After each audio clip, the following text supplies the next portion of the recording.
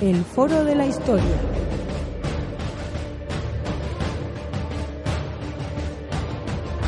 El pasado tiene mucho que contar.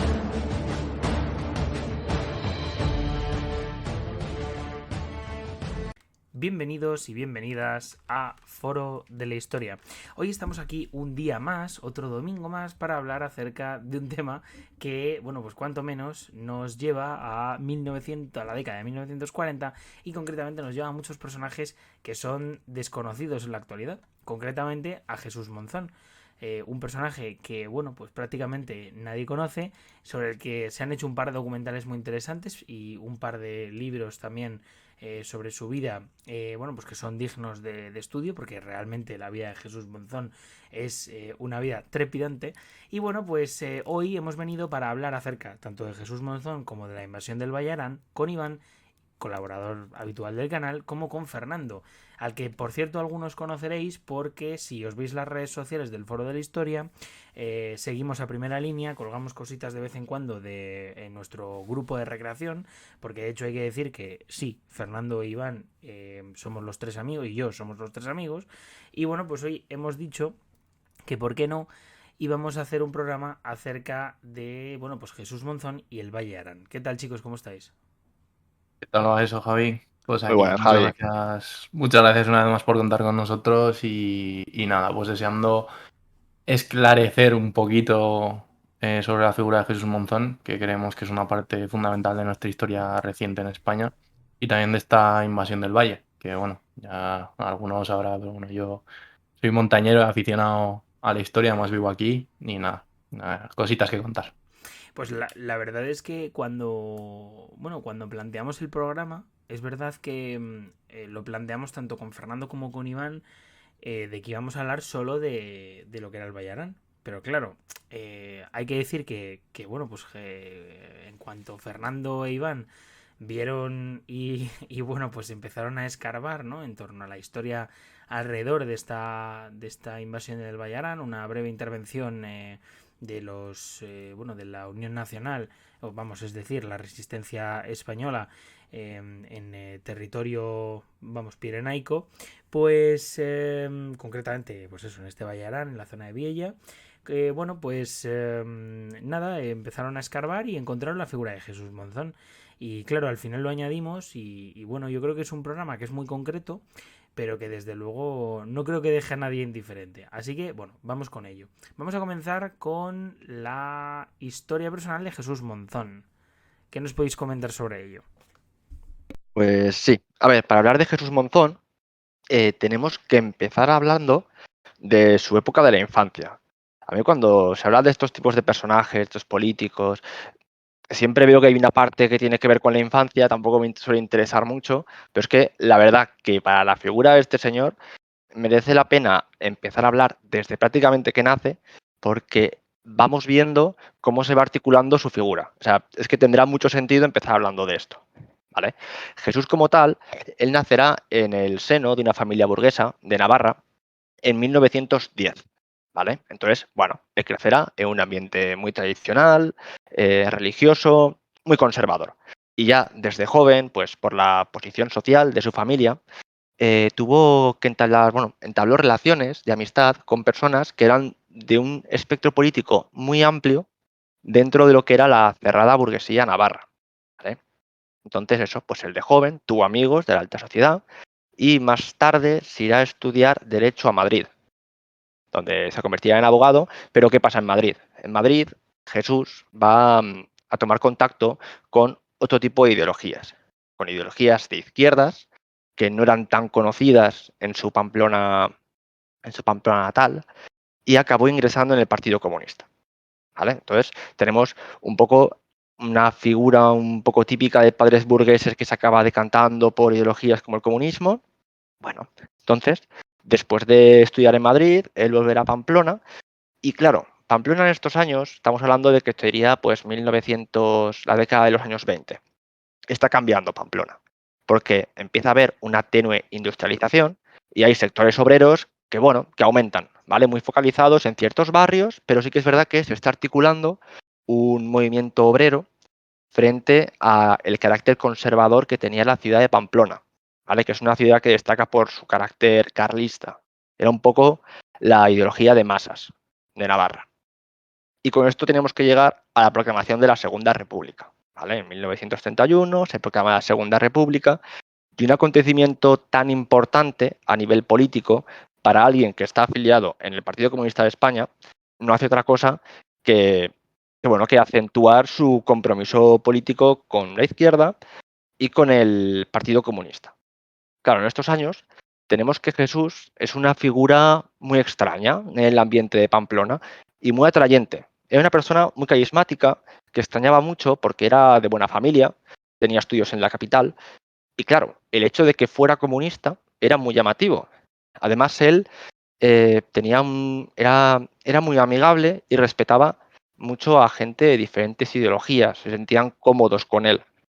De hecho, dentro del Partido Comunista en Navarra, él va a ir haciendo diferentes actos donde va a invitar a gente de un espectro político muy diferente al que podríamos esperar del Partido Comunista.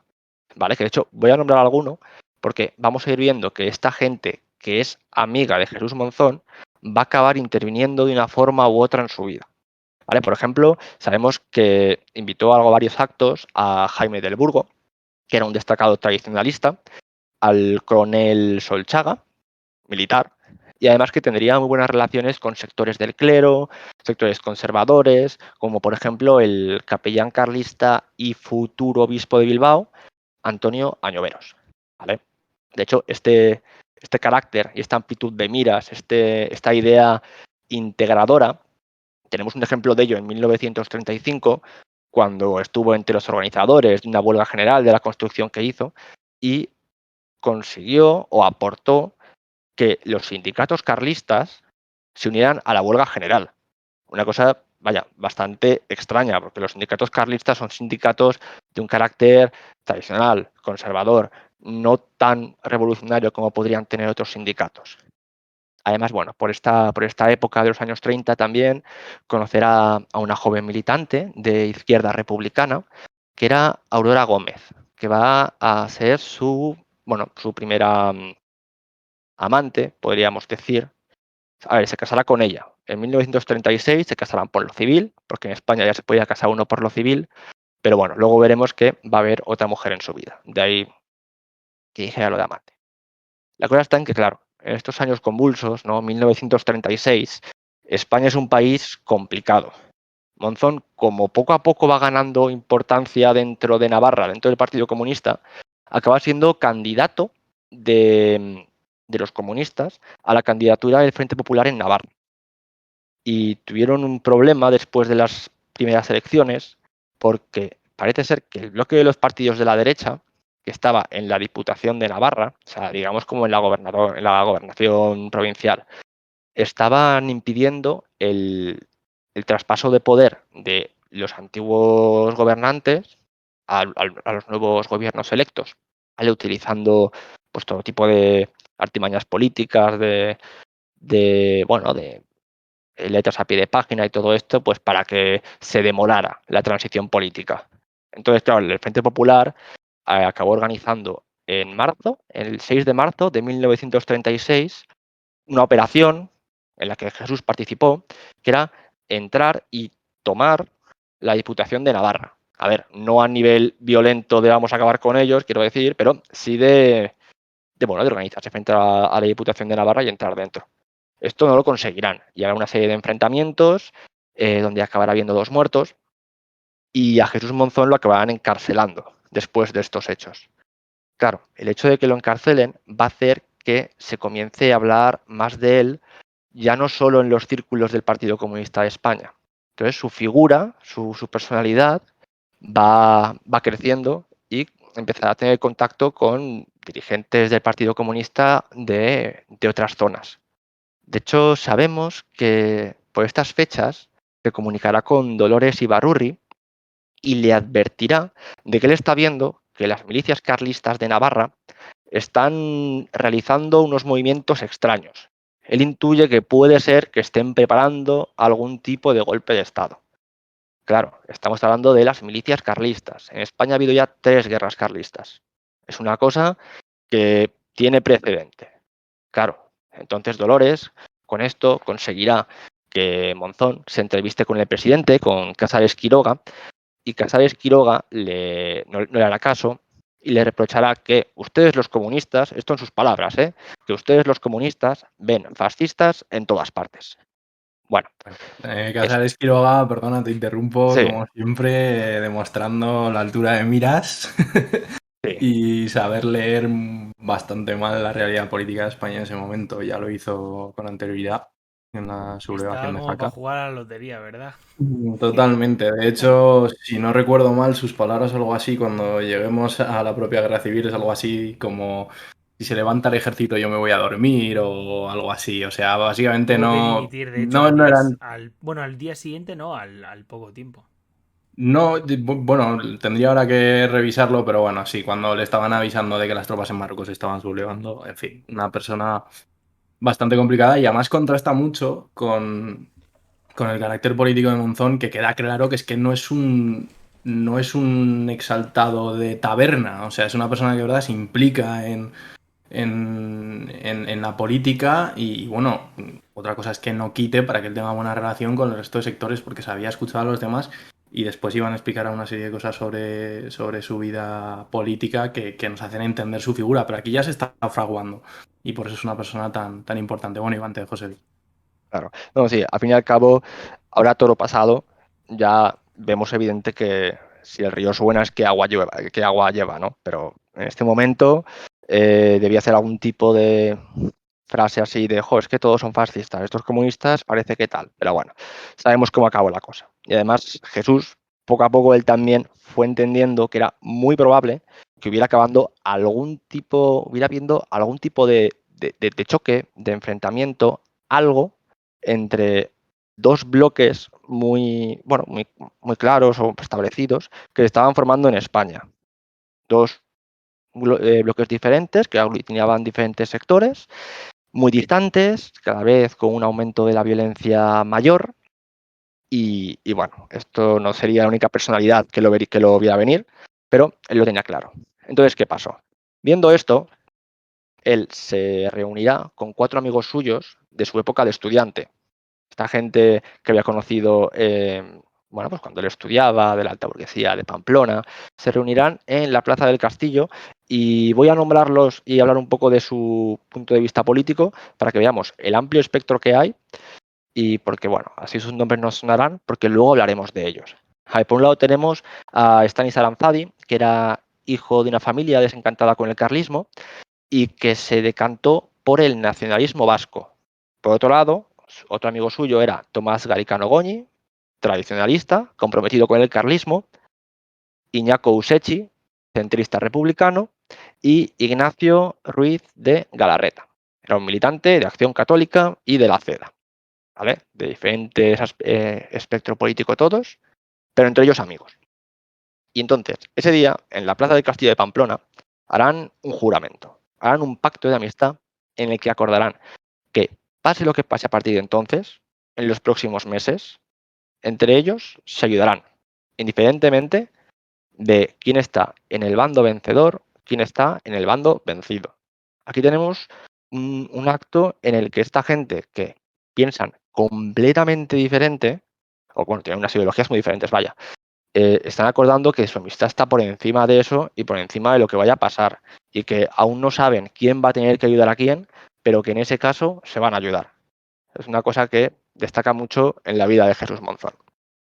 Pero bueno, en cualquier caso, pasa lo que ya sabemos, pasa lo evidente. En julio del 36 se producía el golpe de Estado que deriva en la Guerra Civil Española y en Navarra el general Mola dirigirá con éxito las operaciones del Requeté para tomar el control de Navarra.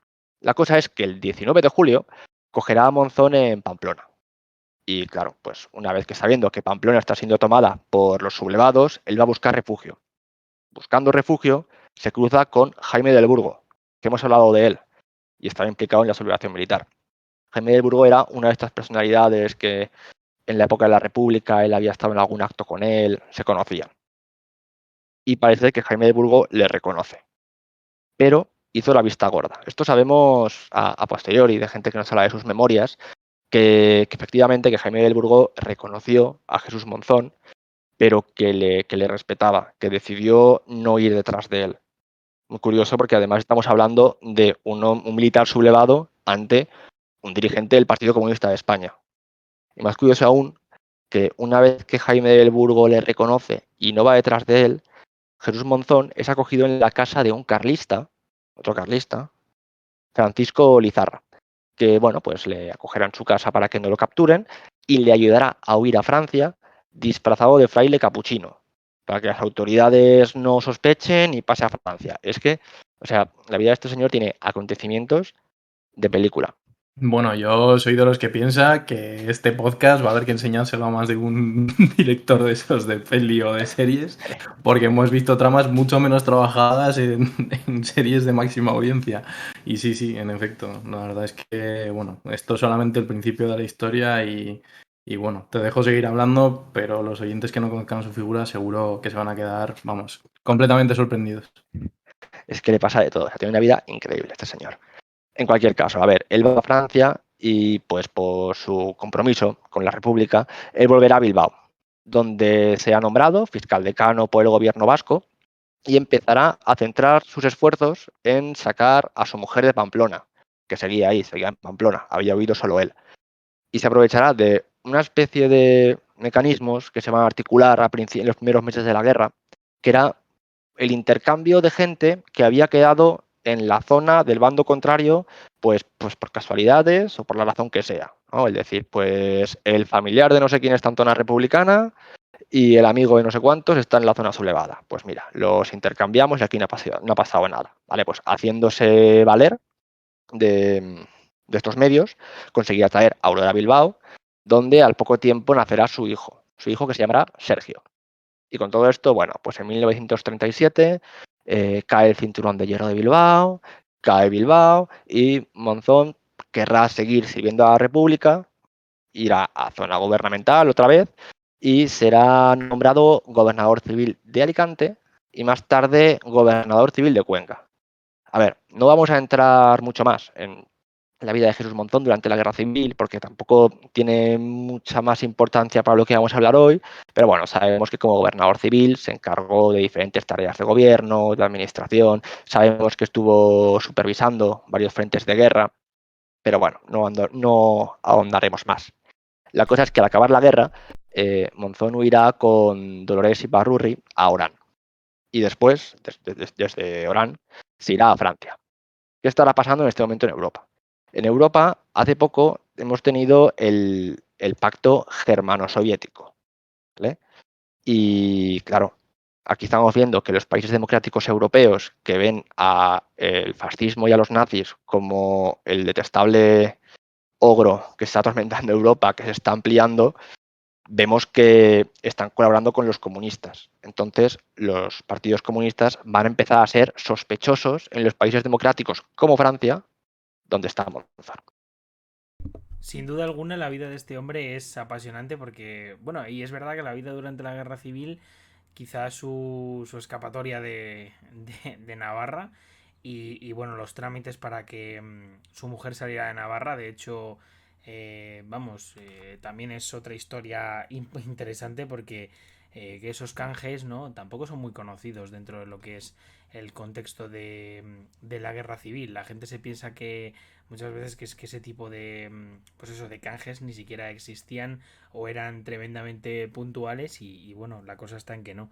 La verdad es que me parece muy interesante también otra cosa que habéis comentado, que es el tema de bueno, pues de que cuando vuelve tiene un cargo bueno, pues de segunda línea, ¿no? Por así decirlo, pero que realmente su, digamos, proyecto de reconvertir España, bueno, o de aunar a a todo el esfuerzo antifranquista, ya es del exilio. O sea, quiero decir que es que su labor realmente política es dentro de los años del exilio.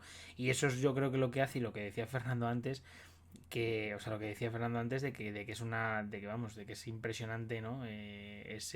Incluso ese argumento para una serie, es que da para una serie muy, muy larga, ¿no? Bueno, ahora lo va a explicar todo Iván súper bien, porque además llevamos varios días, bueno, días, meses, semanas, ya no sé cuánto llevamos, pero bueno, documentándonos sobre el tema. Pero bueno, lo cierto es que mm, Jesús Monzón fue un líder de esos que la historia, pues por mil razones, se ha olvidado de él, pero es que forma parte de la élite política antes de la guerra, un poquito antes de la guerra, como explica Iván, ya estaba metido ahí, ve cómo el país va poco a poco derivando hacia la guerra civil, y eso a él no le impide defender sus valores comunistas, en este caso, dejando por encima, pues eso, los valores de amistad y que veremos que van a ser fundamentales en su vida.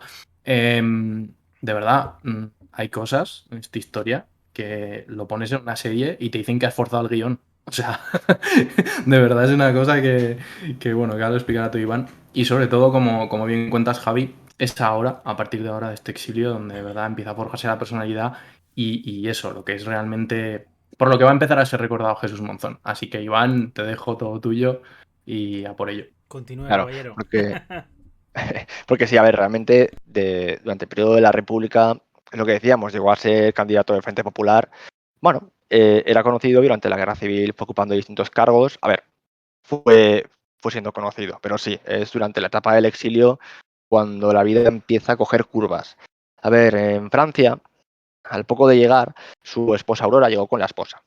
Cayó enferma de peritonitis. ¿Vale? Y dada la situación de, pues, entre la mujer que estaba enferma y la precaria situación que tienen los españoles exiliados, deciden que su hijo Sergio vaya a la Unión Soviética con los niños de la guerra.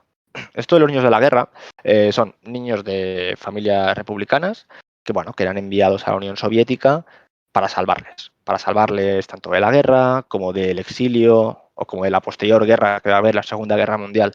La idea era que lo más normal era que fuese un lugar más seguro. Pero no fue así, porque en el vagón en el que iba su hijo Sergio, parece ser que hubo un brote de escarlatina que provocó, bueno, su muerte y los niños que estaban en ese vagón. Una cosa que empeoró el matrimonio entre Aurora y Jesús, porque Aurora no estaba del todo de acuerdo de enviarlo a la Unión Soviética y se acabarán separando y ella se irá a México.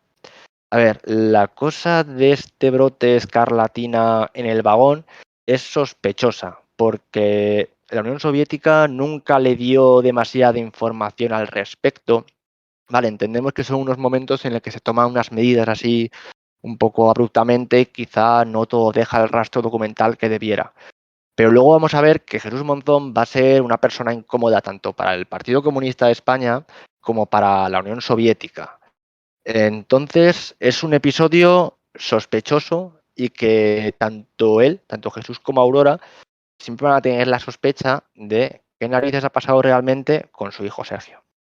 En cualquier caso, Monzón pues permanecerá en Francia, aún con la ocupación de París, y comenzará a tener relación con Carmen de Pedro, con una mujer que era dirigente de la delegación del Comité Central del Partido Comunista Español en Francia. ¿Vale?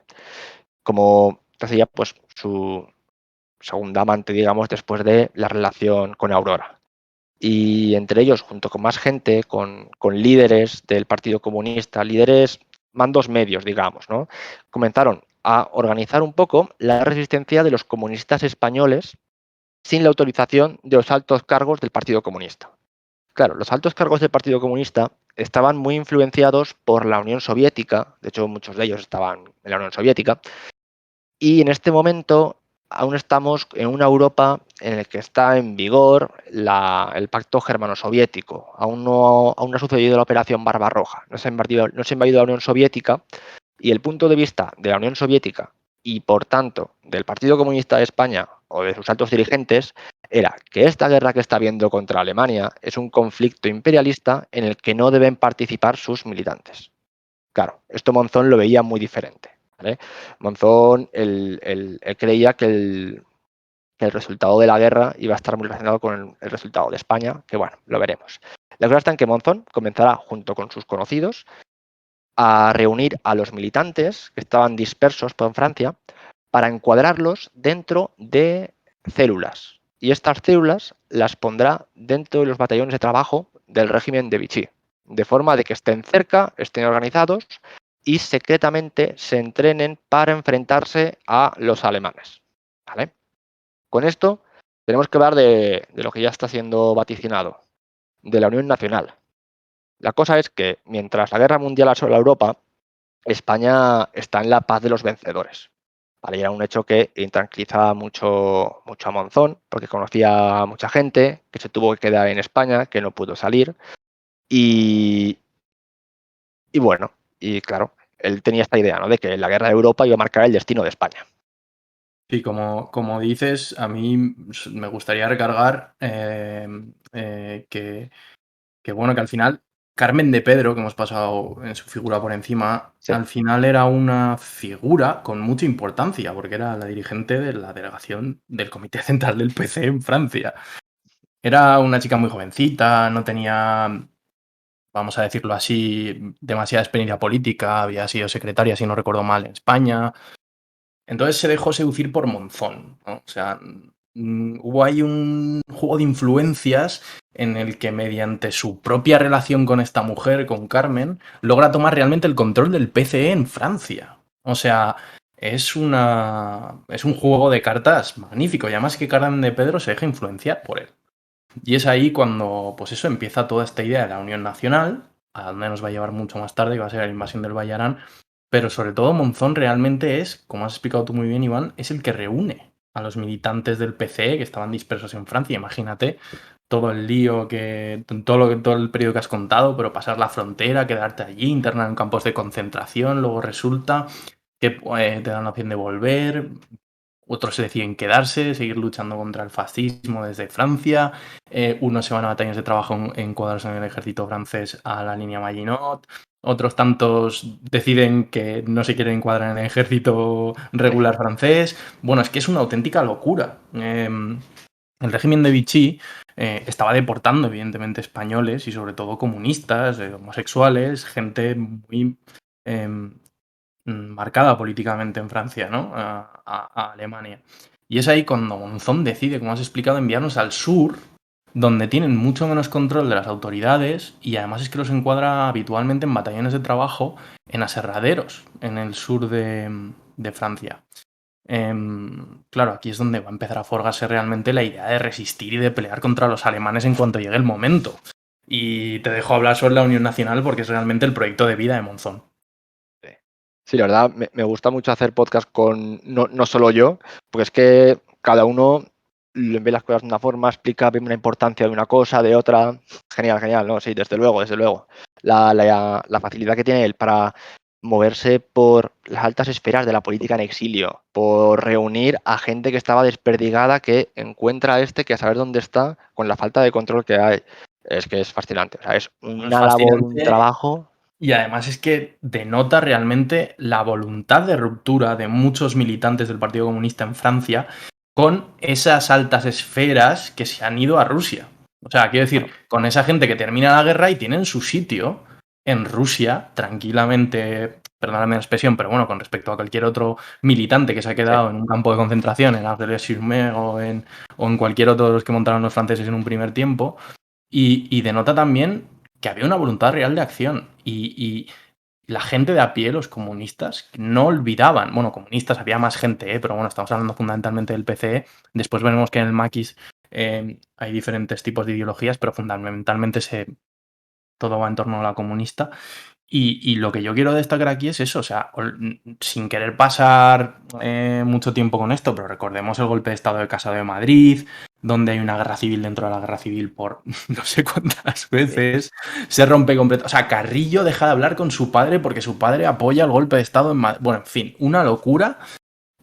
Imaginaos esos, entre comillas, si me permitís, pobres militantes de a pie, que realmente lo que ven es que no tienen casa, no pueden volver a España, no tienen una vida, están perseguidos. Pues muchos de ellos se deciden a luchar. Y es ahí donde empieza la Unión Nacional. Y lo que me gusta de la Unión Nacional es cómo la articula Monzón. Claro, sí, no, desde luego, desde luego. A ver, que me dicen de otra vez. Vamos a ver la cosa, sí, la Unión Nacional, que no paramos de hablar de ella y vamos a tratarla. A ver, la cosa está en que dentro de todo esto que estamos hablando, Monzón va a comenzar a hablar con gente de ideologías muy distintas. todos aquellos que se iba encontrando y va a lanzar esta propuesta, la Unión Nacional de todos los españoles. Esto era la idea de incluir a todos los partidos de la República, tanto a los partidos de la República, vaya, como a sectores desencantados con la deriva del franquismo para combatir a Franco. ¿Vale? La idea era eso, aglutinar antifascistas y antifranquistas para para sacar a Franco de España, sin importar el origen. Estamos hablando, pues eso, desde sectores que estaban muy relacionados con el antiguo bando republicano, como podemos incluir aquí a monárquicos, a carlistas, que una vez que Franco se coloca como dictador del régimen, ven que no trae a ningún rey. Podemos hablar de conservadores, de sectores católicos. Todo aquel que sea antifranquista sin importar su origen, tiene un hueco en la Unión Nacional. Y Jesús va a comunicarse con ellos, va a ofrecerles tener un hueco dentro y colaborar. Estamos viendo una personalidad de un partido comunista que cada vez es más conocido, a las altas esferas les preocupa el ascenso de este señor y que tiene muchísimos contactos. La propuesta de la Unión Nacional también, bueno, irá acompañada de la emisión de un periódico que se llama La Reconquista de España. Término curioso porque vemos que la Reconquista es una cosa que en la historia de España parece que aparece muchas veces y creará la agrupación de guerrilleros españoles para combatir a la Wehrmacht en la Francia ocupada, principalmente con atentados contra oficiales nazis. Pero todos estos militantes que había estado reuniendo, que había estado entrenando, que había estado, pues se integran dentro de esta agrupación de guerrilleros. ¿Vale? Además, para consolidar esta unión nacional, Jesús va a volver a España, a la España de la posguerra, de los años de franquismo, en los que aún se puede sentir fuerte porque está el Eje, que puede hacer un poco lo que quiera porque en Europa tiene amigos.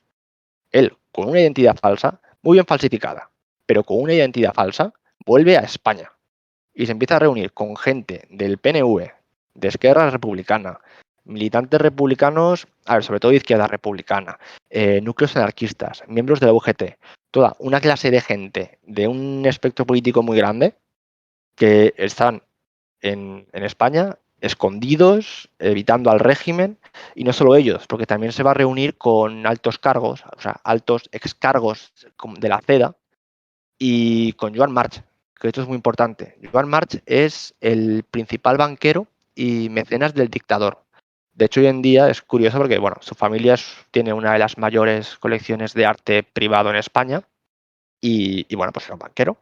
Y en este momento no está del todo claro, ¿no? Si qué factor tuvo las propuestas de Monzón, su carisma. Pero sí que es verdad que Juan March empieza a distanciarse del régimen y oficialmente siempre se dice que es por el acercamiento del régimen franquista al Eje. Y él, como banquero, pues no le interesaba. Pero es que estamos hablando del banquero de Franco.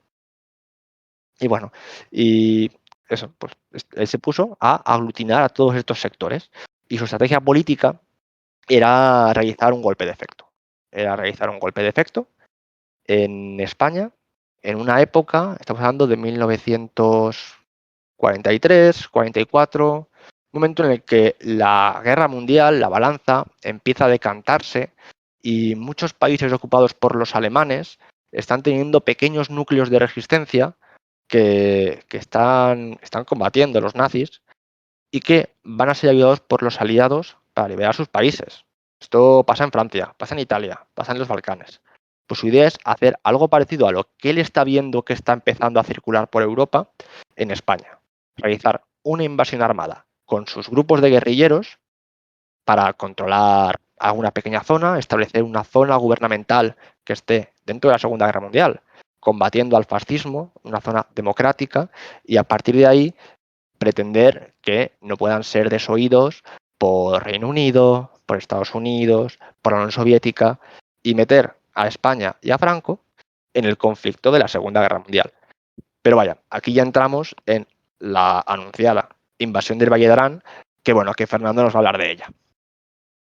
Pues sí, bueno, magnífico resumen hasta ahora, Iván, la verdad. Gracias. Luego, si no, añadiré alguna cosilla, pero bueno, yo, Por supuesto. para hablar de la invasión del Valle de Arán, en primer lugar, quería explicar brevemente qué es el Valle de Arán, no como algo, digamos, muy extenso, pero sí, sobre todo para los que nos escuchéis y no hayáis estado nunca. El Valle Arán, según etimológicamente etimológicamente parece ser que viene del vasco.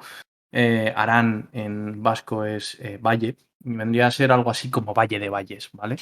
Es bastante curioso porque el Valle Arán, en términos geográficos, es prácticamente Francia. Es decir, el istmo principal que separa Francia y España son los Pirineos.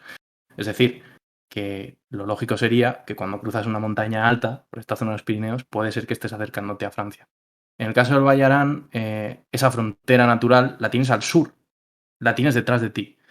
Y geográficamente, bueno, pues digamos que podríamos considerarlo cuenca atlántica y por lo tanto más Francia que España. Como dato curioso, si alguno conocéis el valle o habéis estado aquí alguna vez, seguro que habéis escuchado hablar de Baqueira Beret, la famosa estación de esquí. Bueno, pues Baqueira es un trozo de la estación, Beret es otro, y en Beret hay el nacimiento de dos ríos, que son los ríos de Noguera Pallaresa y el río Garona. Uno va a desembocar al Mediterráneo y el otro va a desembocar al Atlántico, teniendo en cuenta que están separados por unos metros el nacimiento. O sea, fijaos hasta qué punto estamos en un sitio geográficamente, pues eso, complicado de entender desde un punto de vista estrictamente de geografía española, ¿vale? El caso es que, bueno, estamos aquí, estamos en el Valle Arán, esto es zona, ya os lo hemos explicado geográficamente más Francia que España, y además que es una zona perfecta para este tipo de operaciones. ¿Por qué? En esa época el Valle Arán era un valle fundamentalmente dedicado pues, a la ganadería y en ese momento a los aserraderos, todo el tráfico también con Francia. Pero bueno, realmente la gente que vivía aquí era bastante miserable. Los que hayáis venido ahora de un tiempo aquí al valle, conoceréis el famoso túnel se llama Juan Carlos I, que se inauguró en 2007. Antes de eso había un proyecto de túnel que se inauguró en el 48, es decir, después de la invasión del Valle Arán, y que había sido prometido por Alfonso XIII en su visita cuando vino aquí al Valle Arán en 1924. Y que claro, que cuenta la historia que dijo, pero esto está en la mano de Dios, aquí no hay manera de llegar. Y cuando habló con la gente del Valle, se lo pidieron a voces. Y él decidió impulsar ese proyecto, que empezó a construirse, insisto, en 1924 y estamos en 1944 y todavía no se ha acabado. También truncado por, evidentemente, pues la guerra civil, estamos en otra época en la que las ingenierías públicas tardan más. Y bueno, el valle exclusivamente se podía conectar, sin contar con ese acceso que ahora todos los que vengáis aquí conocéis, por Francia, por el lado de Bossos, del que hablaremos después, Bossos-Les, y luego por el puerto de la Bonaigua, que por cierto, incluso ahora, para que os hagáis a la idea del tipo de carretera que es, se puede llegar a cerrar por aludes en invierno. Entonces ya os digo, era un sitio perfecto para hacer esta operación. Claro, o sea, lo que nos estás diciendo, básicamente como resumen, ¿no? Que es un valle que igual que si tú desde el centro de España vas al Pirineo, tienes todos los valles de cara y se ven ante ti, generalmente, es un valle que es todo lo contrario, que esta situación desde Francia. Entonces es Exactamente. fácil entrar desde Francia y muy complicado desde, por ejemplo, la ciudad de Lleida, que está más o menos cerca, llegar hasta ahí. Eso es, de hecho, bueno, incluso hoy en día me refiero que entended que las infraestructuras que tenemos ahora son infinitamente mejores que las que había en aquella época. Hoy por hoy, si nieva muchas veces es mejor no coger ni siquiera el coche. Está muy limpio, todo el rollo, pero claro, nos deja ser una carretera de montaña, insisto, adecuada perfectamente, pero una carretera de montaña y con bastante complicación para conducir. Ya os digo, era el sitio perfecto. De hecho, ahora hablaré brevemente de lo que sucedió aquí en la Guerra Civil, pero con la caída del Frente de Aragón, durante la Guerra Civil, aquí se podría haber resistido igual de otra manera que se resistió en, por ejemplo, la famosa Bolsa de Bielsa y otros sitios, por la orografía del terreno y por la facilidad de conexión con Francia. En la Guerra Civil, bueno, parece que reinó más o menos relativa calma durante todo el conflicto. Sí que es cierto que hubo casos aislados de represión, siendo esto zona republicana, porque se formó un comité de milicias antifascistas aquí en Villa, que estaba dirigido por una persona bastante sanguinaria, que después se derrocó Y bueno, en ese periodo sí que es verdad que algunos carabineros, guardias civiles, guardias de asalto, que habían estado como mínimo dubitativos, sí que fueron reprimidos. Por el resto, reinó más o menos la calma. Esto es lo que he extraído yo de mi experiencia viviendo aquí, hablando con la gente mayor y además del resto de libros en los que he metido la nariz estos últimos años. También es cierto bueno, tenemos ejemplos de lo peor, pero también tenemos ejemplos de lo mejor. Y es que, por ejemplo, Juan Blázquez Arroyo, que era el alcalde de Bosós, de unos pueblos de aquí del Valle, al que hablaremos después, llegó incluso a firmar un salvoconducto para el párroco de ese pueblo, de Bosós, para que pudiera huir a Francia. Es decir, volvemos un poco a esa guerra real, ese día a día en retaguardia y en el que sí, evidentemente hubo desmanes en el momento en que la República pues, pierde el control de la situación en el momento del golpe de Estado. Hasta ese momento más o menos la había tenido controlada y evidentemente pues después la puede llegar a perder de manera puntual. Ya os digo, de repente, si conocéis un poco de la guerra civil, pues se rompe lo que se conoce como el Frente Aragón, se queda una bolsa en Bielsa con 43 División, famosísima por el Esquinazao, que va a estar allí varias semanas combatiendo al ejército sublevado. Y aquí esto se abandona. Esto se abandona, huyen en dirección a la Bonaigua, se van a Lérida, bueno, Lérida cae, aquello es una locura.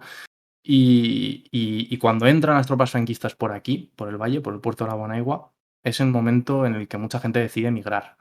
Por miedo a la represión, hay gente que decide dejar su casa y hoy por hoy la gente del valle todavía te cuenta que hay muchos que todavía, evidentemente, pues que no han vuelto. En el momento del ataque de los maquis, del que hablaré ahora mismo, bueno, muchos de ellos volvieron. Uno de ellos era, por ejemplo, Juan Blázquez Arroyo, el alcalde del que os he hablado antes, que volvió al valle. Ahora os cuento un poquito más. Esta era la situación que teníamos actualmente, insisto. Estamos ahora ya en 1944, posguerra, un valle bastante deprimido, no llegan del todo los recursos en una España que de por sí no tenía recursos y que estaba aislada del resto de Europa. Este sitio es el idóneo para poder hacer lo que ha explicado Iván. Jesús Monzón, lo que él intenta es, cuando traza este plan, conquistar Viella, que sería la capital del valle, que hoy por hoy lo sigue siendo a nivel administrativo, donde, bueno, quiere establecer lo que sería una especie de capital de la Tercera República. Incluso he llegado a leer que lo que quería era traer a Negrín, que hubiera una personalidad de primer nivel dirigiendo pues esa zona, esa Tercera República, y que por lo tanto hubiera un presidente, una personalidad conocida en Europa, de la que Francia e Inglaterra fundamentalmente, que son los dos aliados más cercanos y que, insisto, estaban reconquistando Francia en ese momento, no puedan ignorar. Además, el valle, como hemos explicado, bueno, difícil acceso, pero es que estamos muy altos en el valle. Y lo habitual en octubre es que empiece a nevar y esa nieve no se vaya hasta finales de abril y mayo. Con lo cual, la operación, que debía de ser la principal en el valle, pero habría otras de divertimento en el resto del Pirineo, era en todos los sentidos sobre el papel, que ya veremos que después, como muchos otros planes, no termina no termina de poder enfrentarse correctamente a la realidad. Pues eso, era perfecta. La idea llegar, conquistar Viella, que además estaba relativamente poco defendida, y establecer una tercera república, obligar a esos aliados a entrar en España y derrotar a Franco. ¿Cómo iban a derrotar a Franco? Porque al final la famosa UNE contaba con la agrupación de guerrilleros españoles, que eran unos pocos miles de soldados con armamento relativamente deficiente con respecto a un ejército profesional, cogido de aquí y allá, de alguna caserna alemana, de otra de Vichy, de lo que les habían tirado en los paracaidistas, los aliados por paracaídas, quiero decir, perdón, a lo largo de todo este tiempo. Entonces, ¿cómo lo iban a hacer? Bueno, pues Monzón creía que la gente en España, viendo que tenía una oportunidad de recuperar esa libertad y de recuperar esa tercera república, iba a sublevarse. En efecto, estaba bastante, pues, desconectado de la realidad. Se dice también que llegó a tener unos informes del Estado Mayor republicano en ese momento y de otros espías que decían que eso no iba a suceder, pero él contaba con ello. y decía, bueno, y si no, en el peor de los casos, tenemos esto que está capturado aquí, lo tenemos, lo defendemos y a ver qué pasa con las potencias europeas.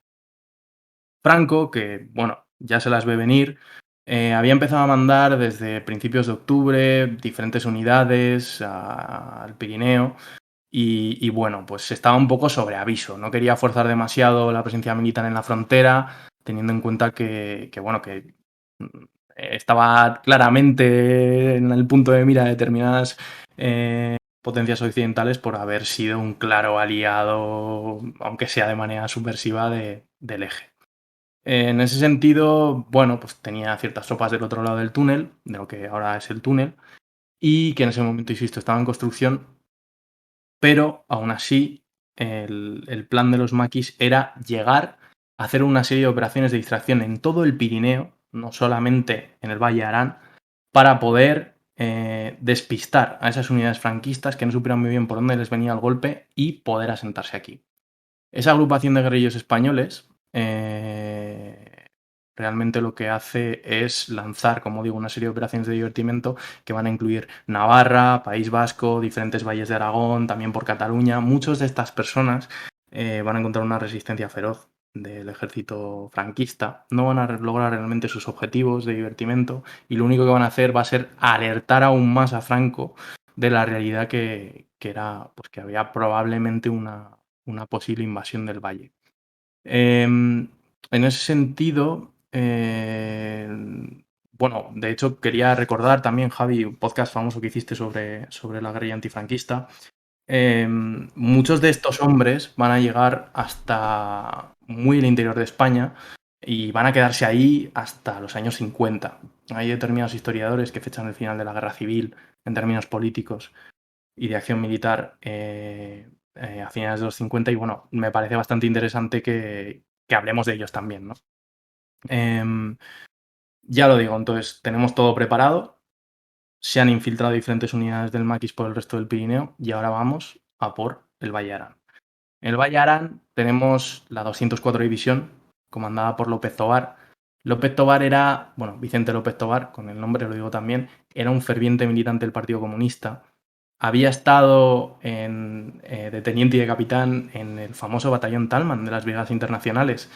Incluso había llegado a estar peleando en el asedio del Alcázar de Toledo contra Moscardó. Moscardó, curiosamente, va a estar al mando de los militares que van a defender el Valle de Arán en ese periodo. La operación más o menos parece que va a realizarse con unos 4.000 hombres aproximadamente. Hay determinadas fuentes que los cifran en 3.000, 5.000. Cuando hablamos de división, para aquellos que sepan algo de historia pues, militar y de organización militar, no es una división al uso del ejército clásico. Estamos hablando de gente que organizaba en divisiones, era una manera suya de hablar, pero realmente no llegaban a tener lo que debería de tener sobre el papel una división real del ejército regular de cualquier país. Con estos 4.000 hombres aproximadamente, que por cierto, lo he dicho antes un poco por encima, pero estaban armados con equipo, ya os digo, muy diverso, de una logística bastante, pues bastante variada, porque tenían armamento de diferente calibre, de más años, menos años, en fin.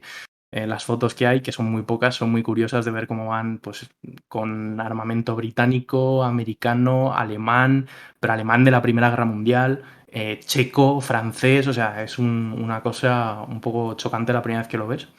Pues estos hombres se van a enfrentar a las fuerzas y cuerpos de seguridad del Estado que había en ese momento en el Valle de Arán y que realmente no les tenían, no hubieran tenido, en caso de un ataque realmente decisivo, una auténtica posibilidad de defensa. Realmente aquí había Guardia Civil, Carabineros, que era el cuerpo que después se fusionaría con la Guardia Civil más adelante y que era el encargado de cuidar de las fronteras, y policía. Sí que había determinados grupos de fusileros y demás aquí en el valle, pero digamos que eran más ejército pues eso, cantonal de aquí, de estar aquí haciendo la mili. Por cierto, muchos de ellos en 1944, los que estaban haciendo la mili, podía ser que fueran soldados del ejército republicano.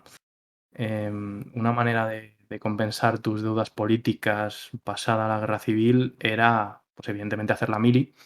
Y ahí, si habías sido republicano, podías un poco restañarte de tus errores, entre comillas, de cara al régimen franquista. Y pues había también batallones de trabajo, en fin.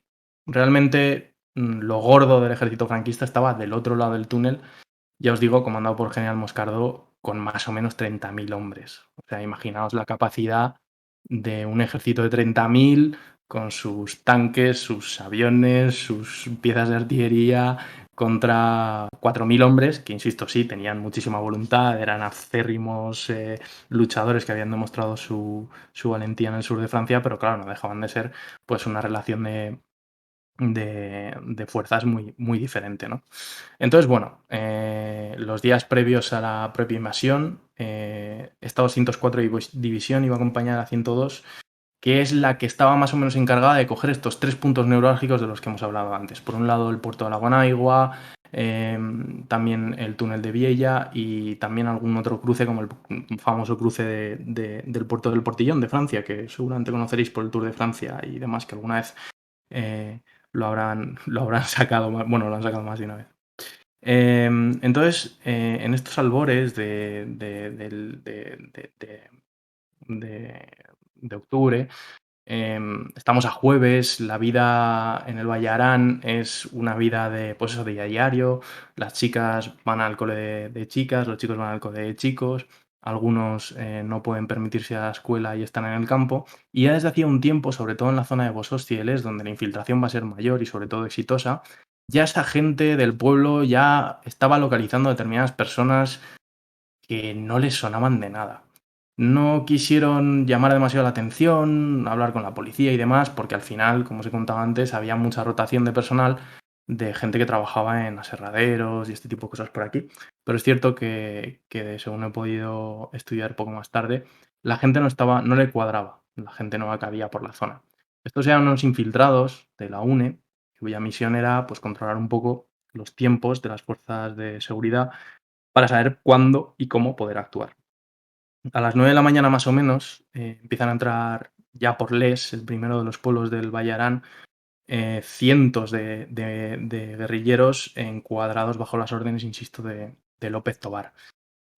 Uno de los que vivieron aquello, que era uno de estos abuelos míticos que te podías cruzar por el bar por aquí, contaba que él era bien pequeño, que tenía 14 años y que estaba con el ganado ese 19 de octubre de 1944, y claro, pues él estaba con el ganado en el monte, antes se dormía con las piezas de ganado en el monte, y recuerda que cuando estaba bajando otra vez de nuevo al pueblo, dice, me da la sensación de que por aquí ha debido pasar, no sé, 100 vacas o no sé lo que es esto, porque estaba todo el camino realmente pisado y toda la hierba perfectamente desplazada sobre los laterales. Y fue realmente lo que le había visto era eso, eran las huellas de los soldados que a cientos habían cruzado esa noche, esa madrugada, el Valle Arán por Les. Bueno, realmente, por no centrarme demasiado en los aspectos bélicos, sí que me gustaría contar que la toma de los pueblos fue más o menos sencilla en un primer tiempo en Les y en Bosós, donde curiosamente ese día había una boda. Y entonces otra de las abuelas míticas de aquí del Valle cuenta que ellas estaban en clase y que empezaron a oír petardos. Y se dijeron, pues esto a todas luces tiene que ser de la boda, que están celebrándolo, no sé, o pegando tiros, o tirando petardos, o a saber. Y bueno, pues eran los maquis que se estaban enfrentando en ese momento con lo poco que había en ese momento de retén de Guardia Civil y Carabineros.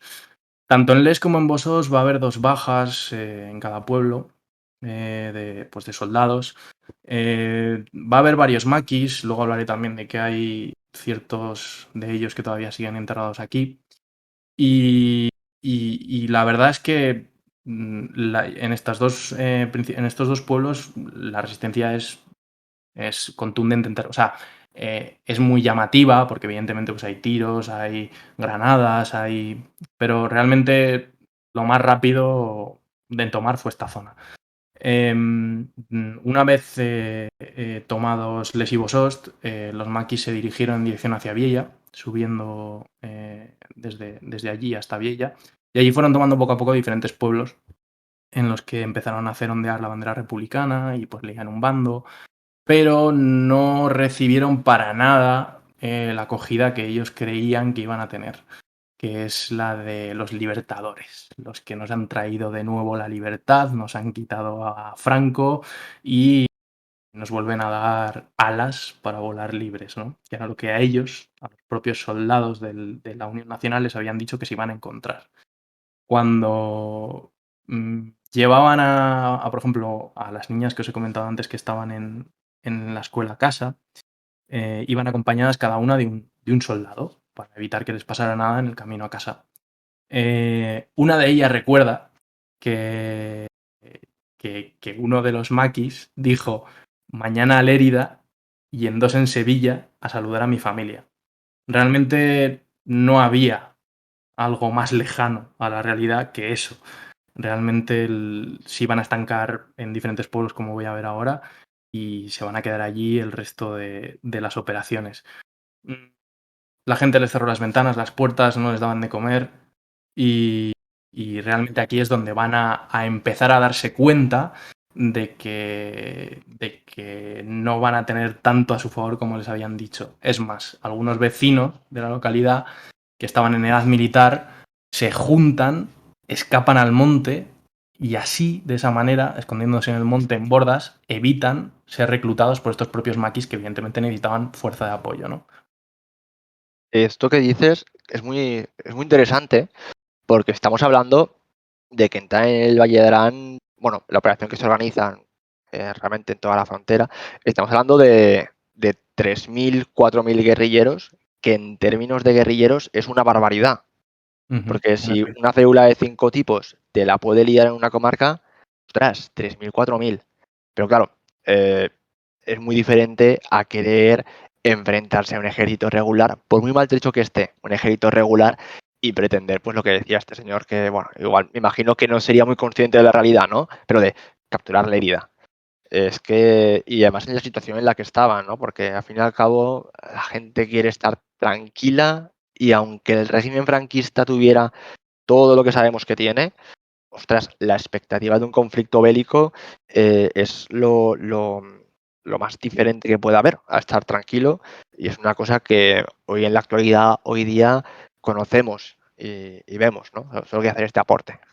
Pues completamente, Iván. Además, bueno, como dices, 4.000 guerrillos, vamos a suponer que son 4.000 porque es más o menos lo que en todas las fuentes he llegado a encontrar de manera más así, más extendida.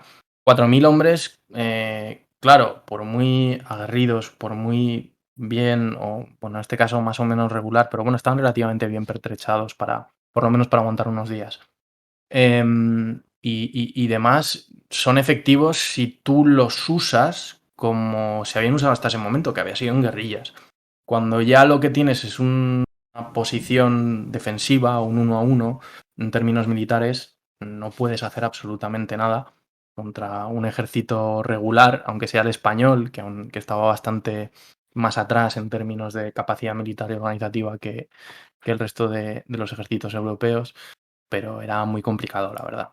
De hecho, tanto es así que otra de las ramas de la invasión que va a suceder en dirección al puerto de la Bonaigua, que era el que os comentaba antes, único lugar de acceso real, exceptuando que hubiera grandes nevadas, al valle en ese momento, pues por ahí va a haber una parte de esta 204 división de Vicente López Tobar que va a llegar por unas minas que hay en esa zona, que conoceréis si conocéis un poquito la zona.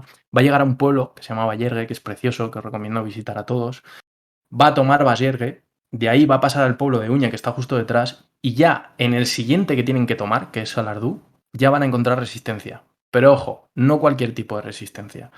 Ahí se dice que el mismísimo general Moscardó, estos son habladurías del Valle, había cruzado hacía apenas unas horas en coche desde el otro lado del Pirineo, que había cruzado el puerto de la Bonaigua con una escolta reducidísima para que no se le reconociera y se había trincherado en la iglesia con un grupo de guardias civiles y otro grupo de militares. Realmente, si vosotros dos en concreto, que todavía no conocéis la zona, pero espero que lo hagáis pronto, el campanario de la iglesia de Salardú, donde estaban estos soldados, y el campanario de la iglesia de Uña, donde estaban los maquis, se deben de llevar, pues, no lo sé, 300 metros en línea recta, un pueblo de otro. Pero el de Uña, el de los maquis, está un poquito elevado. No tuvieron en ese momento la capacidad de decisión de dar un golpe de mano definitivo, de asaltar esa iglesia. Imaginaos incluso si esas habladurías son ciertas y estuviera el general Moscardó allí, capturar a alguien del tamaño y del renombre del general Moscardó en ese momento y rendirlo o incluso hacer chantaje con él. Pues claro, denota que aun teniendo un ejército, pues eso, poco preparado como era en ese momento el del ejército franquista, una posición como la iglesia de Salardú es reducto y castillo suficiente como para desbaratar completamente la toma del puerto de la Bonaigua, que insisto era fundamental para evitar lo que pasaría después, que es que las tropas que hay del otro lado del túnel de Viella crucen por ahí y desbaraten la operación al completo.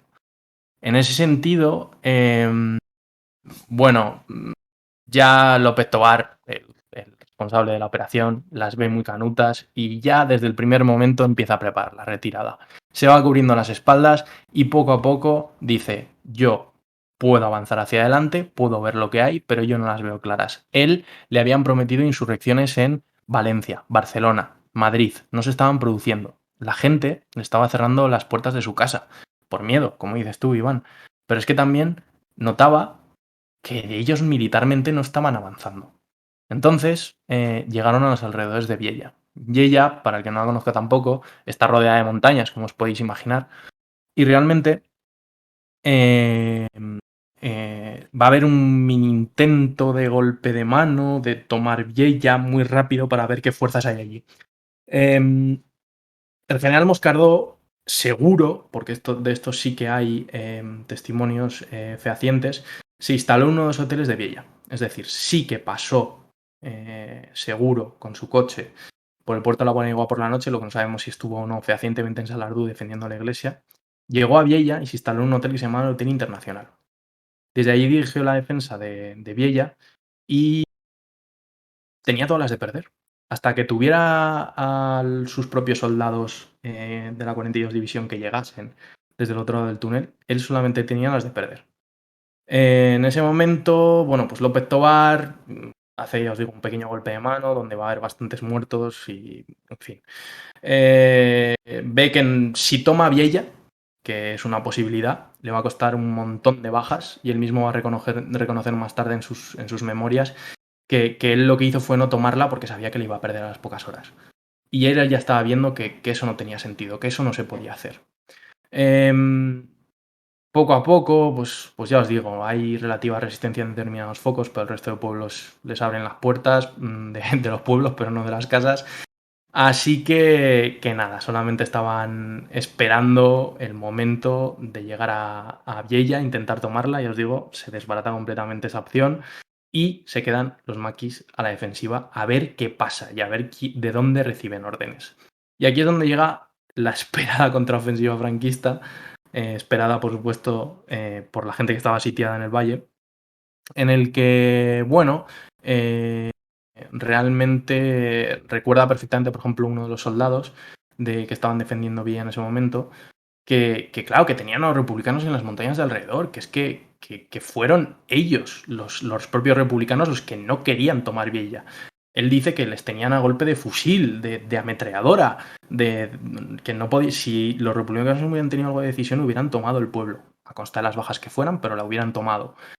Estamos en ese momento y es aquí, el 26 de octubre, varios días después de la invasión, que comienza el 19, que definitivamente se sabe que todo está perdido. No se ha conseguido tomar el puerto de la Bonaigua, el túnel de Villa no es de los republicanos, no han logrado volarlo y no están para nada en las posiciones en las que deberían de estar en el mapa. Y entonces es cuando llega la famosa visita de Santiago Carrillo. Santiago Carrillo, recordemos, líder del Partido Comunista, que viene exprofeso a Francia, va hasta Toulouse, coge un coche la misma noche que llega a Toulouse y se planta por la mañana en Bosós, donde López Tobar había establecido su campamento. También está con el Carmen de Pedro y allí es donde hablan con López Tobar. Y le dicen, Vicente, esto no tiene sentido, no podemos quedarnos más tiempo aquí, por mucho que tus órdenes directamente desde Jesús Monzón sean tomar Villa, es una locura. La 42 División franquista está aquí al lado y tenemos que irnos de aquí. Además, Carrillo él mismo contaba, tampoco sé hasta qué punto, ya sabéis, Carrillo es una figura muy controvertida, entonces bueno, vamos a suponer que esta anécdota es cierta. Al parecer había una división de Safis del ejército francés que se estaba dirigiendo a la frontera. Creían los comunistas que esta división lo único que les iba a hacer era cortarles el paso de retirada. Y entonces es ahí donde López Tobar dice, pues me retiro. Ordena la retirada escalonada, contrariamente a lo que se piensa y lo que se dice desde la propaganda franquista durante los meses y años posteriores. Sí que hubo resistencia armada durante esa contraofensiva del ejército franquista. No al punto de haber grandes batallas, estamos constantemente hablando de golpes de mano y cosas así. Pero sí que es cierto que la hay. Tanto es así que incluso, por ejemplo, van a utilizar determinadas piezas de artillería los republicanos, van a causar bastantes bajas al ejército franquista y siempre en una retirada bastante ordenada. Pensad también que en octubre aún no había nevado, pero sí que estaba lloviendo y el valle es una zona muy escarpada. Era muy fácil para ellos moverse en esa zona, aunque no la conocieran al 100% y no fuera su lugar de origen, moverse por esa zona boscosa y pelear con pocos recursos contra un ejército, pues eso, más de masas, con tácticas más clásicas de avance sobre plano y este tipo de cosas, ¿no? Pont de Rey, que es un puentecito pequeño, que es lo que separa la frontera francesa con España aquí en el Valle de Arán y que está de camino de Bossos y de Les, era el paso realmente donde los gendarmes franceses estaban esperando y vieron el desfile de los guerrilleros subidos a camiones que habían ido robando de los diferentes puntos del valle, también de aserraderos y cosas, pues diferentes empresas que había en el valle, también minas. Y en ellos se retiran durante la madrugada del 29 de octubre. Bueno, del 28 al 29 de octubre, ¿no? Es ahí donde llegan los franquistas, llegan de nuevo a Pont de Rey y lo que se encuentran es una estatua de Franco que había en su día en esa frontera, que está completamente vandalizada, y una bandera republicana que enseguida sustituyen por la roja igualdad. Los tres franceses que había allí, los gendarmes, pues claro, imaginaos el papel, ¿no? Primero han estado con Vichy, bueno, primero estuvieron con el gobierno legítimo francés, luego estuvieron con Vichy, luego han vuelto a estar con el gobierno legítimo francés, luego han dejado pasar a los comunistas para invadir España y ahora resulta que se encuentran con que tienen de frente otra vez al ejército español. Bueno, pues los españoles se ve que, como anécdota ya última y con esto termino, que les echaron en cara que claro, que eran muy malos vecinos, que ellos en 1940 podían haber tomado parte de Marruecos y del Pirineo, que ellos no entraron en guerra contra Francia porque estaban en una situación de vulnerabilidad y que los franceses les habían traicionado. Y como recuerdo, pues algunos de esos gendarmes tengo entendido que después pidieron el traslado bastante rápido y porque se ve que no tenían muy buen ambiente laboral con sus vecinos. Y nada, ya para terminar, y con esto me gustaría solamente hacer un pequeño inciso de un libro que relata, bueno, es una novela, que relata muy bien todo este tema, que es Inés y la alegría, que es la primera novela de una serie que hizo Almudena Grandes, que supongo que sabréis que falleció de cáncer, no sé si este año o el pasado, porque ahí sería para, no sé para cuándo, bueno, da igual, diciembre, enero, no me acuerdo. Y bueno, pues trata de una mujer que está en Madrid durante la Guerra Civil, que después, por otros azares que no os desvelo de la novela, va a terminar aquí en el Valle de Arán. Y se cuentan muy bien todas estas anécdotas, por supuesto enmarcadas dentro de una, ¿cómo decirlo? Pues lo que tienen las novelas, ¿no? Más narración que realidad, pero con un buen marco histórico y muy, muy bien estudiado, muy buen estudio que hizo Almudena Grandes, que era muy conocedora de la figura de Jesús Monzón y y de Carmen de Pedro, Santiago Carrillo y de todo aquello. La verdad que es una novela apasionante. La tengo en pendientes para regalarte, Javi, que lo sepas. Y, y nada, y eso. Pues con esto termina la invasión del Vallarán. Y ahora nos va a contar Iván qué va a pasar con ese Jesús Monzón al que se le han desbaratado los planes y de repente pues tiene que dar la cara. Bueno, antes de seguir, me gustaría decir que Es que nosotros tenemos esa cosa de que nos vamos regalando libros entre nosotros cuando nos Sí. vemos, que lamentablemente es de Pascuas a Ramos. Pero oye, es una muy buena, es algo muy bonito que yo os recomiendo por supuesto hacer con vuestros amigos porque oye, pues es una maravilla, ¿eh? Y yo, vamos, te lo Bueno, agradezco Fernando y a ti Iván también, claro. por ser honestos a la realidad, Javi me ha regalado ya 3 libros y yo todavía ninguno. O sea que soy muy mal amigo. Bueno, Porque no pasa realmente lo nada, que ha pasado te lo es que cobraremos en podcasts tan buenos como este. La verdad que está muy bien porque ya no solo es que muchas veces cuando escuchamos un podcast de este estilo, hablamos, bueno, más bien tenemos un poco la cosa de que se nos va a hablar de temas militares. Y bueno, aquí se está hablando prácticamente de todo, excepto de temas militares, salvo en una pequeña parte del podcast. Y a mí eso me gusta, porque creo que eso es una de las cosas que a nosotros nos puede diferenciar de otros podcasts que personalmente a mí no me gustan, no porque sean malos, ni porque no estén documentados, sino porque mi estilo de, digamos que yo como oyente no los escucho, o sea, que decir, no me atraen, que son los que se centran en estos aspectos militares y no dicen tampoco mucho más. También os diré una cosa, y es que este podcast está siendo inusualmente largo, pero creo, de hecho, incluso está a unos minutos, y lo será, por supuesto, porque Iván tiene que hablar, y además no es pesa el chaval, ¿eh? O sea, madre mía. En fin, con todo el cariño del mundo, Iván, y que esta broma no te siente mal. Simplemente decir que el primer peso además soy yo.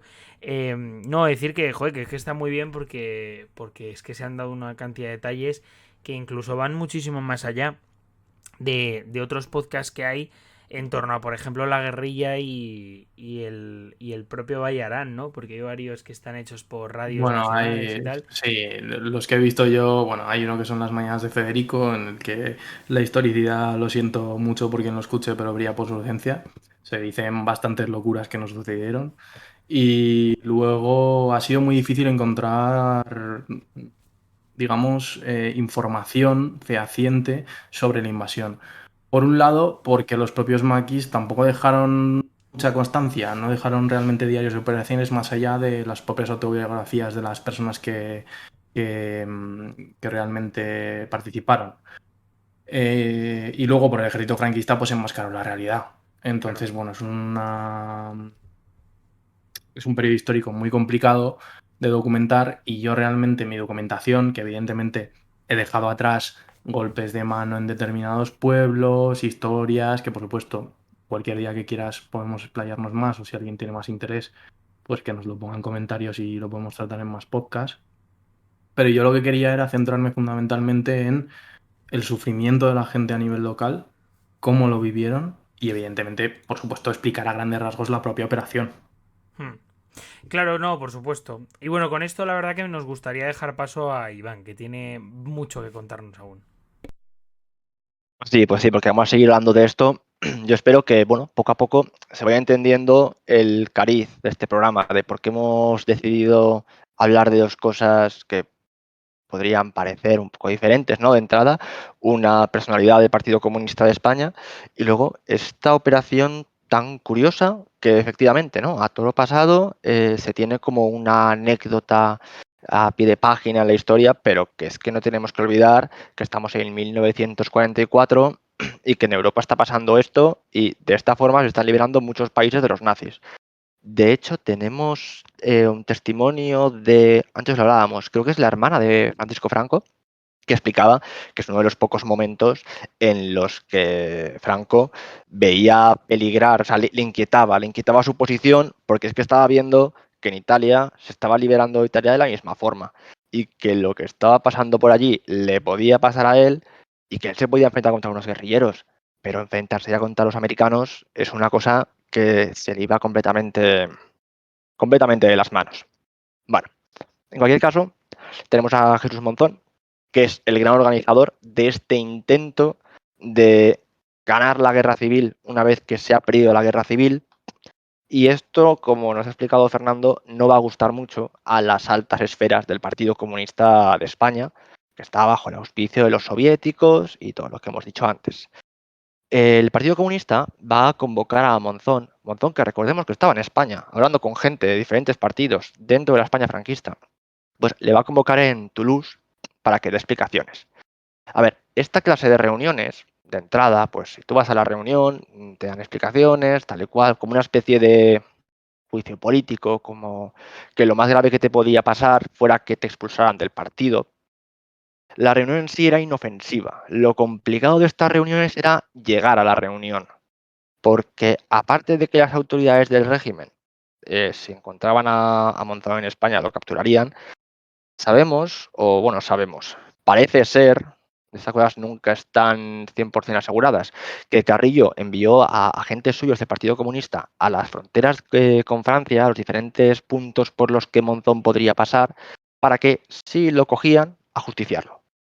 Entonces, la cosa era impedir que llegara a la reunión.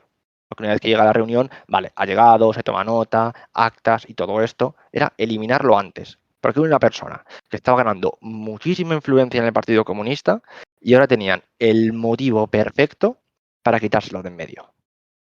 Esto Monzón lo sospechaba. Él algo se olía, pero aún así decidió acudir. Claro, de camino, estamos en una España de la posguerra. Monzón no podía moverse con muchísima libertad por España. Pues estuvo un tiempo refugiado en Barcelona, ¿vale?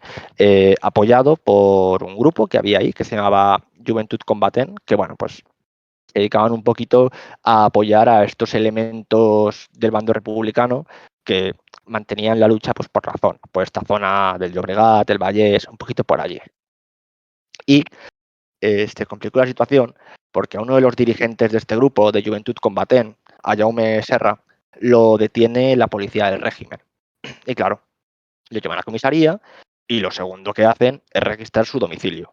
¿Y a quién encuentran en el domicilio? A Jesús Monzón. Entonces lo llevan a la comisaría.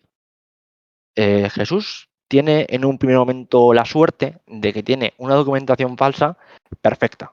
Entonces no levantó sospechas y se iba a ir de la comisaría, bueno, pues habiendo pasado, habiendo declarado lo que tuviera que declarar, pero iba a salir libre. Justo cuando estaba saliendo, estaba entrando un funcionario que lo reconoció como un alto dirigente comunista, lo que evidentemente le valió su detención. Además es muy curioso porque en ese momento la policía no se creía la suerte que había tenido de que de una forma tan casual hubieran detenido a nada más y nada menos que al presidente de la Junta Suprema de la Unión Nacional, al organizador de la invasión del Valle de Arán y al cerebro del Partido Comunista en Francia. Claro, con todo esto, todo indicaba que Jesús se iba a enfrentar a una pena de muerte. Sin embargo, la figura de Jesús tiene cosas muy dispares, y aquí va a empezar a encontrarse y a tratar con mucha gente de su pasado, mucha gente con la que él había trabado, pues una amistad lo suficientemente intensa para que en un ambiente de los años 40 en España apoyen o se pongan a defender a alguien como él, como un alto dirigente del Partido Comunista. En un primer momento, el capitán general de Barcelona era José Solchaga. José Solchaga era uno de estos personajes que en su época en Pamplona, cuando organizaba actos, alguna vez había invitado, igual que Jaime del Burgo, pues José Solchaga era uno de ellos. Era un antiguo conocido.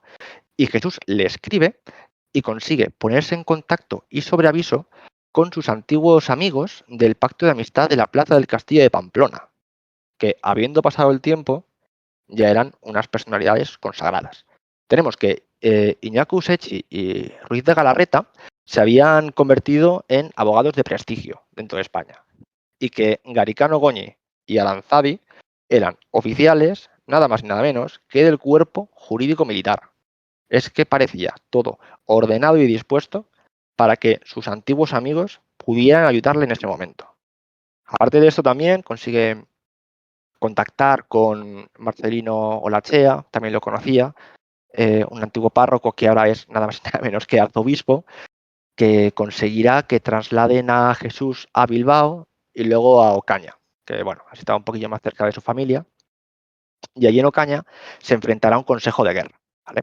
Aun con todos estos apoyos que está recibiendo, aún se pide la pena de muerte. Y sus defensores están alegando que Monzón realmente no ha participado directamente en hechos violentos. Él es un señor que organiza, él es un señor que habla con gente, que llega a acuerdos, pero él no coge un fusil y se va al monte. y que además actualmente se encuentra inactivo. Claro, estas son unas alegaciones que a muchas otras personas no les salvó de la pena de muerte, pero a Jesús le valió para que tuviera una condena de 30 años de prisión que le condenaron en 1948, como unos 3 años después de la detención. Y claro, hay que entender también que la situación internacional ha cambiado, ¿no? En 1948 el eje ha caído y el régimen franquista tiene que cuidar un poco más sus formas. Entonces, entre esto y todos estos amigos que se ponen a apoyar a un amigo suyo que es del Partido Comunista, pues parece que esto influye en su detención. Pero esto también llega a oídos de altos dirigentes del Partido Comunista, ya que, bueno, Monzón se estaba convirtiendo y se había convertido ya en un personaje muy incómodo por todas estas decisiones que estaba realizando, por todas sus amistades, por todos sus movimientos. Y claro, cuando se enteran de que el régimen franquista ha capturado a Jesús Monzón y que Jesús Monzón está vivo, pues la palabra traidor empieza a pasar por las mentes de muchos, ¿no? Se llega incluso a plantear que era algún tipo de elemento fascista desde un principio, o lo que sea. Bueno, si buscaba aquí el pretexto, se habla de su origen burgués, de desviaciones morales que pudo tener en su etapa en Navarra, porque era de la alta burguesía realmente, y su familia. Hablan incluso de experiencias homosexuales. Bueno, en cualquier caso, la cosa está en que desde el Partido Comunista y Carrillo se muestran implacables contra el monzonismo, quieren acabar con Monzón, se ponen a interrogar a todos sus colaboradores, entre ellos Carmen de Pedro, porque Monzón ha demostrado ser una figura que a la gente le atrae, que es amigable, que despierta simpatías y que mucha gente lo ve con buenos ojos. Y eso les parecía muy peligroso porque llegaba a romper la clara jerarquía del partido. Era una persona muy incómoda. Y mientras está pasando todo esto, tenemos que volver a hablar de su antigua esposa, de Aurora, que estaba viviendo en México. Esta señora la hemos dejado cuando se exilia a Francia, que muere su hijo, pues coge y se va a México. Ahora mismo estaba trabajando en una multinacional petrolera en México y se había vuelto a casar con un catalán llamado Juan Bayo. Y cuando ella se entera de la situación de su exmarido, que está en España, que está encarcelado, de todo lo que le ha pasado, empieza, se cartea con él, empiezan a hablar, empiezan a llegar cada vez más cartas y parece ser que esta relación que durante la Segunda Guerra Mundial murió, empezó a renacer, provocando que se rompiera el matrimonio de Aurora. Entonces, con Juan Bayo quiero decir, porque Aurora volvió a enamorarse de Jesús Monzón, digamos.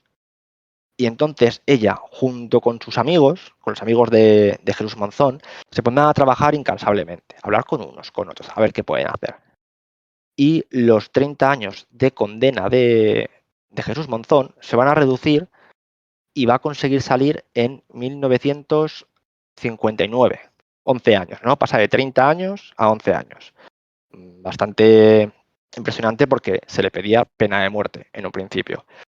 Y claro, el día que sale de la prisión, él fue a un restaurante a celebrarlo con todos sus amigos que habían conseguido que saliera de la cárcel, con su familia. Es que tenemos que imaginarnos esta escena en la España de 1959, en la que, lo que decíamos, el presidente de la Unión Nacional, el organizador de la invasión del Valle de Arán, el cerebro del Partido Comunista en Francia, estaba celebrando con su familia de la alta burguesía de Navarra, con sus amigos, que todos eran militares, eran abogados. O sea, es una estampa fascinante que nos muestra la importancia de lo que es la amistad en la vida de este señor.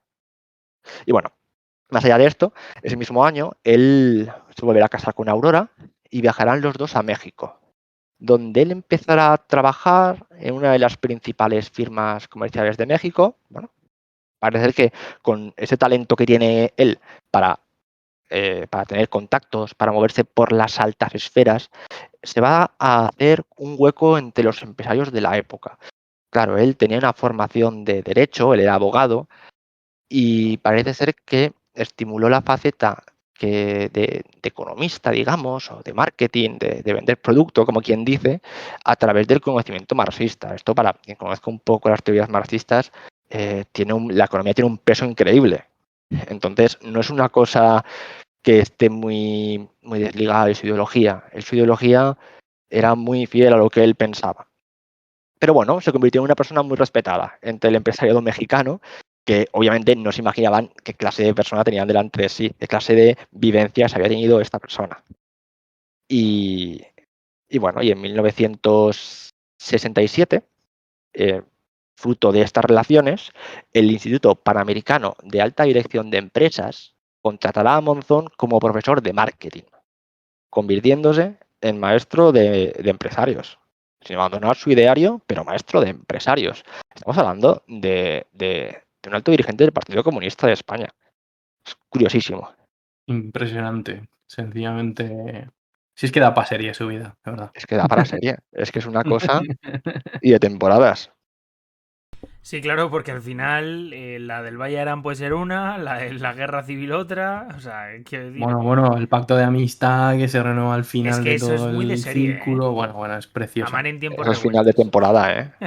Final de temporada mejor que la de Bot y Game of Pero, Thrones. pero vamos, que en cualquier caso sí que es verdad que joder, llegó y cambió absolutamente, vamos, quiero De lo decir, que se esperaría de él. no de ideología, desde luego, porque sí que es verdad que sí que es cierto que le conoció bien, él seguía siendo marxista y seguía siendo comunista, o sea, quiero decir que eso no cambió. De hecho, hasta cierto punto, uno de los temas son muy interesantes respecto a este señor es que, bueno, a ver, para quien no lo sepa, muchas veces cuando alguien milita en un partido político, claro, pasan cosas. Y pasan cosas a veces muy desagradables, muchas veces muy agradables. O sea, quiero decir, porque entonces amistades, estás allí, yo qué sé, pues compartes tus ideas. El problema es cuando hay problemas o cuando sucede algún hecho traumático. Ese es el momento en el que todo el mundo se echa mierda a la cabeza. ¿Vale? Entonces esto pasa mucho en los trabajos, pasa mucho en los partidos políticos, pasa mucho con tus amigas, con quien sea. El tema es que, claro, cuando la gente se echa mierda a la cabeza, eh, suele ser cuando más agresivos se ponen y sobre todo, digamos, cuando más burradas se dicen, ¿no? Y una cosa que yo creo que honra a Monzón en cierto sentido es que pese a que le echaron del Partido Comunista, se lo intentaron cargar físicamente y, digamos, vertieron sobre él mucha mentira. Él al final tampoco, digamos, que devolvió el golpe porque él entendía que la lealtad al partido iba por encima de todo, ¿no? Y que tampoco quería enturbiar la historia del partido para con él, ¿no? Que yo creo que eso es algo que le honra bastante. Es verdad que a nosotros nos deja sin mucha información, porque eso es así, pero en cualquier caso es cuanto menos destacable. Porque además, en su vida en este segundo exilio, pasa una cosa muy curiosa que es muy diferente a lo que le pasa al resto de exiliados en Latinoamérica. Y es que cuando acaba la guerra civil y hay tantísima gente, políticos, escritores, bueno, de todo, que va a Latinoamérica, tenemos un periodo desde el 39 hasta el principio de los 50 que, que hay un montonazo de publicaciones de editoriales colmadas de apoyo a estos exiliados. Sin embargo, en los 50 la cosa, el panorama internacional cambia y de repente hay un silencio sepulcral. Y mucha de esta gente que había llegado a Latinoamérica, este cambio tan brusco les pillaba con el pie cambiado. Jesús Monzón llega a Latinoamérica, él ya ha intentado hacer lo que ha podido hacer y ya tiene claro que lo que tiene que hacer él es labrarse su vida. De hecho, alguna vez, bueno, varias veces intentó volver a España por cortos periodos. Alguna vez consiguió, otras no, tenía problemas, ¿no? Con las autoridades franquistas. Era tanto como por viajes de negocios, en plan, pues algún simposio, algún congreso en Barcelona o algo así, como para ir a ver a la familia. De hecho, una solución que encontró él era que para fechas, bueno, pues señaladas como las Navidades, se iba a buscar un pueblo francés lo más próximo a Navarra y se cogía ahí una casa durante una temporada para que su familia y sus amigos fueran a verle. Claro, estamos hablando de una España de finales de los 60. A ver, un español podía salir unos días a Francia. No pasaba nada, no era complicado. Lo tenía más complicado volver. Pero bueno.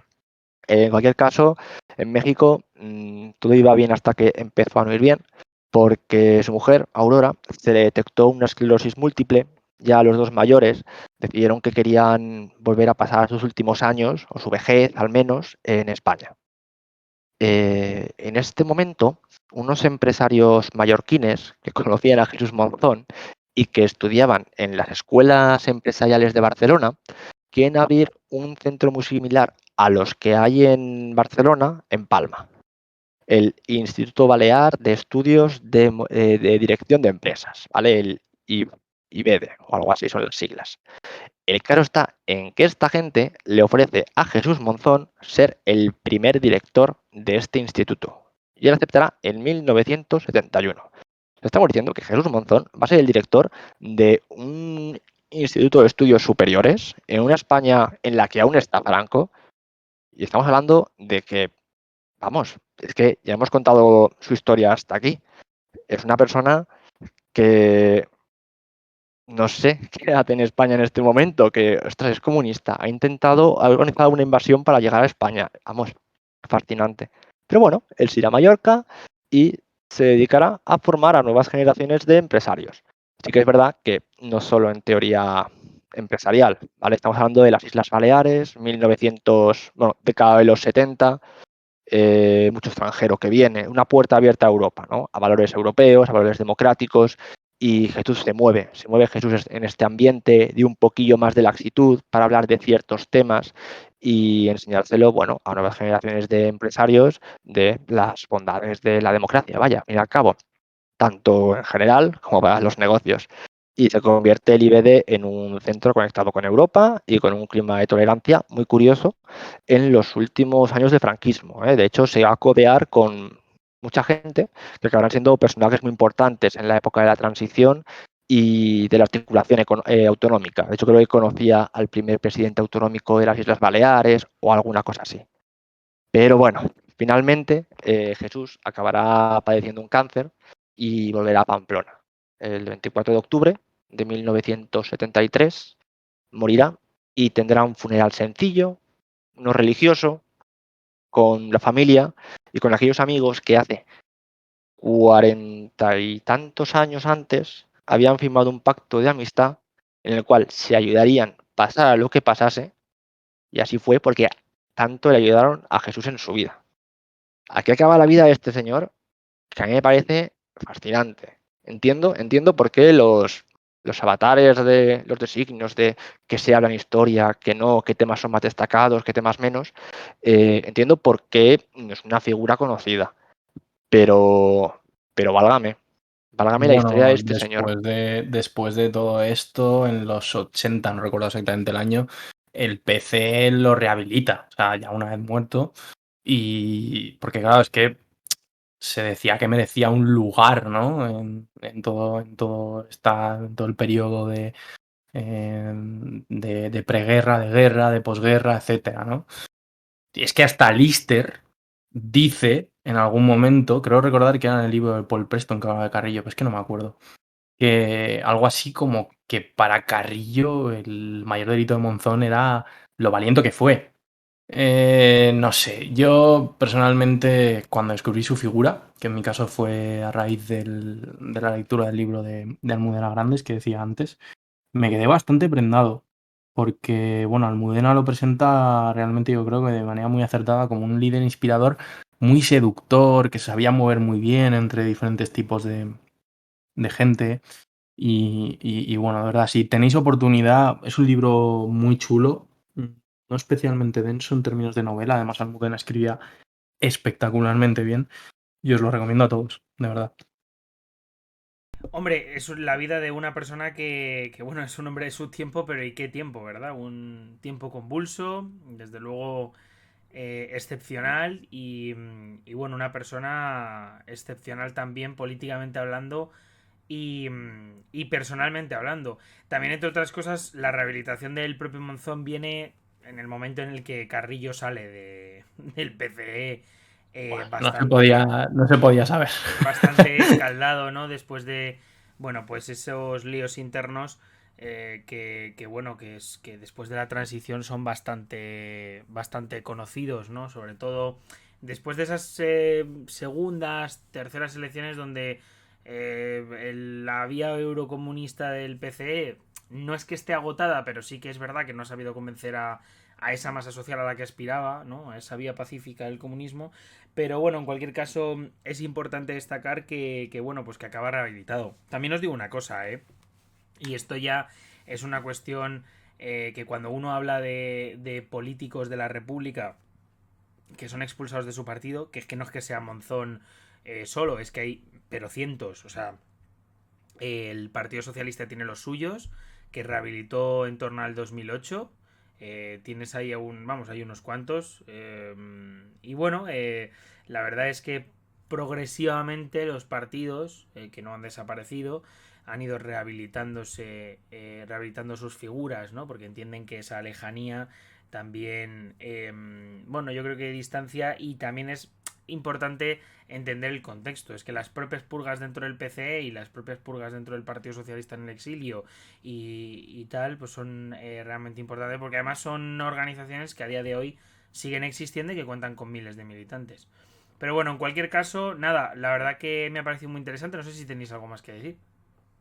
Bueno, yo sin más quería decir que contrariamente a lo que se dice también por ahí, la invasión del Valle Arán, a mi juicio y por lo que he podido ver, tampoco estaba tan mal planificada como se ha querido vender.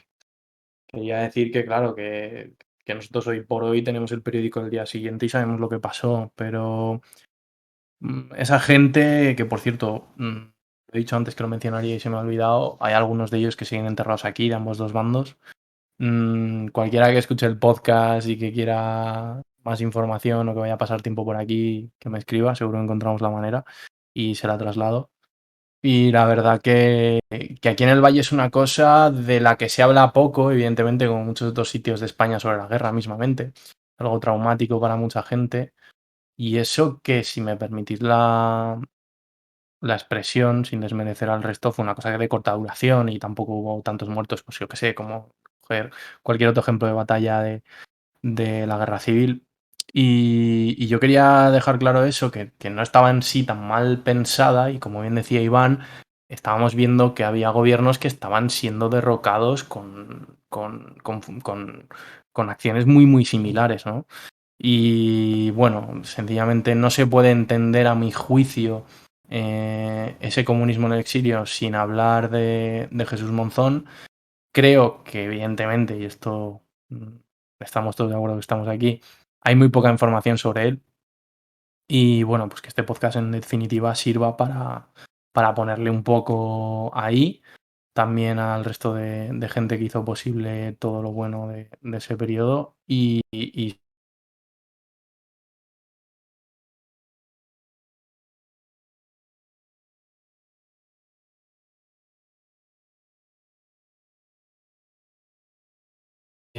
propias o del abuelo o del otro que se tuvo que ir a Francia, por decir algo. Y nada, pues eso, quería dedicárselo a ellos.